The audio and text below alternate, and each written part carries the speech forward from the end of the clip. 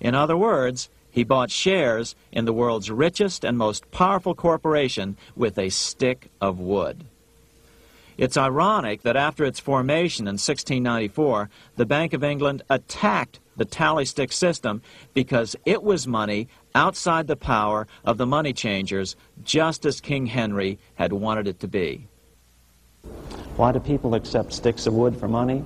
That's a great question. Throughout history, people traded anything they thought had value and used as money. You see, the secret is that money is only what people agree on to use as money. What's our paper money today? It's really just paper. But here's the trick. King Henry ordered that tally sticks had to be used to pay the king's taxes. This built-in demand for tally sticks immediately made them circulate and be accepted as money. And they worked well. In fact, no other form of money has worked so well for so long as tally sticks. Keep in mind, the British Empire was built under the tally stick system. The tally stick system succeeded despite the fact that the money changers constantly attacked it by offering the metal coin system as competition. In other words, metal coins never went completely out of circulation, but tally sticks hung on because they were good for the payment of taxes. Finally, in the 1500s, King Henry VIII relaxed the laws concerning usury, and the money changers wasted no time reasserting themselves. They quickly made their gold and silver money plentiful for a few decades. But when Queen Mary took the throne and tightened the usury laws again, the money changers renewed the hoarding of gold and silver coins, forcing the economy to plummet. When Queen Mary's sister, Queen Elizabeth I, took the throne, she was determined to regain control over English money.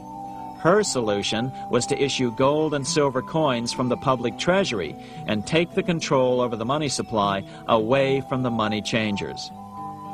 Although control over money was not the only cause of the English Revolution in 1642, religious differences fueled the conflict. Monetary policy played a major role.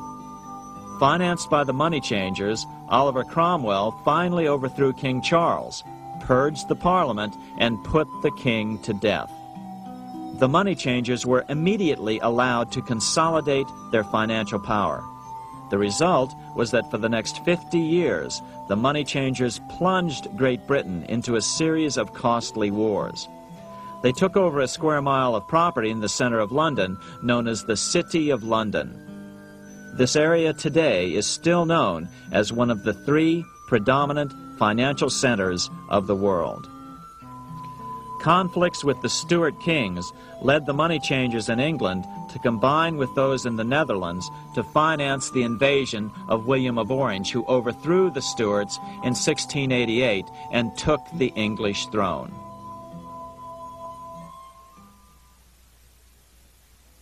By the end of the 1600s, England was in financial ruin.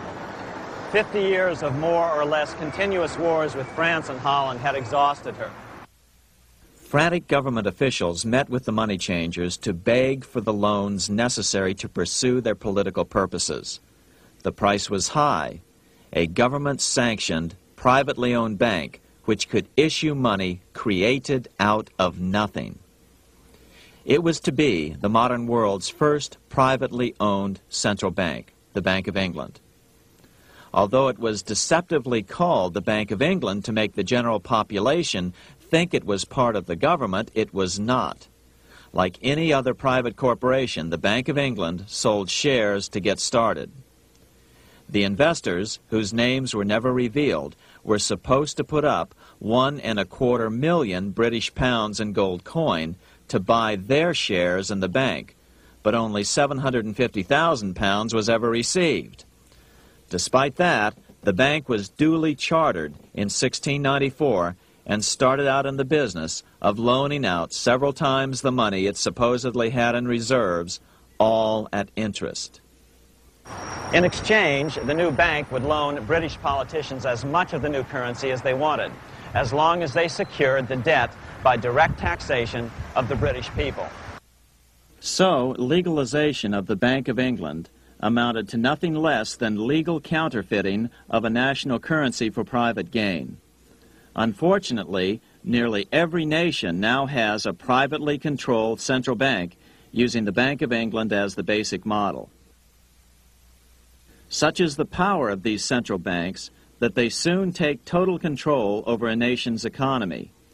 It soon amounts to nothing but a plutocracy ruled by the rich. It would be like putting control of the army in the hands of the mafia. The danger of tyranny would be extreme. Yes, we need central banks. No, we do not need them in private hands. The central bank scam is really a hidden tax.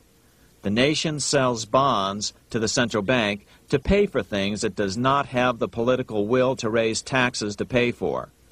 But the bonds are purchased with money the central bank creates out of nothing. More money in circulation makes your money worth less.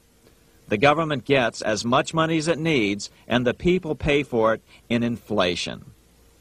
The beauty of the plan is that not one person in 1,000 can figure it out because it's usually hidden behind complex-sounding economics gibberish. With the formation of the Bank of England, the nation was soon awash in money. Prices throughout the country doubled. Massive loans were granted for just about any wild scheme. One venture proposed to drain the Red Sea to recover gold supposedly lost when the Egyptian army drowned pursuing Moses and the Israelites. By 1698, government debt grew from the initial £1.25 million to £16 million. Naturally, taxes were increased and then increased again to pay for all of this. With the British money supply firmly in their grip, the British economy began a wild roller coaster series of booms and depressions, exactly the sort of thing a central bank claims it is determined to prevent. There are two things which I think are intrinsic not just to the Bank of England but to central banking generally. The first is an involvement in the formulation of monetary policy with the specific objective of achieving monetary stability. However, since the Bank of England took control, the British pound has rarely been stable.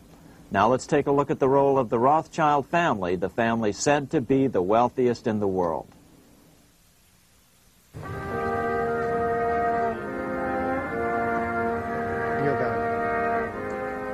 This is Frankfurt, Germany.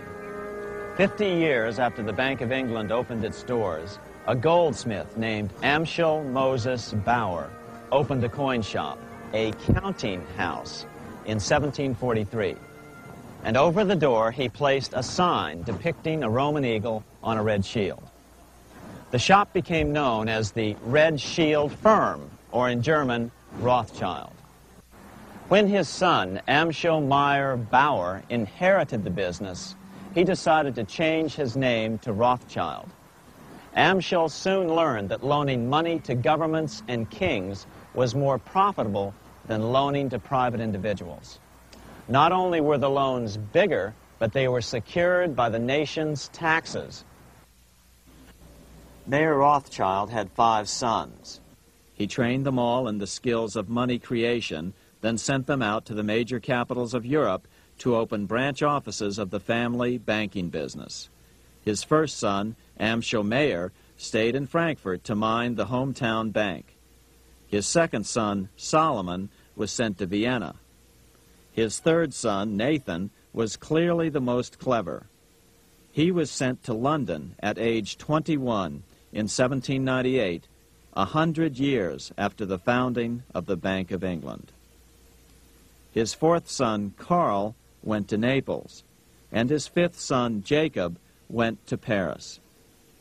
In 1785, Mayer Amschel moved his entire family to this larger house, a 5-story dwelling he shared with the Schiff family.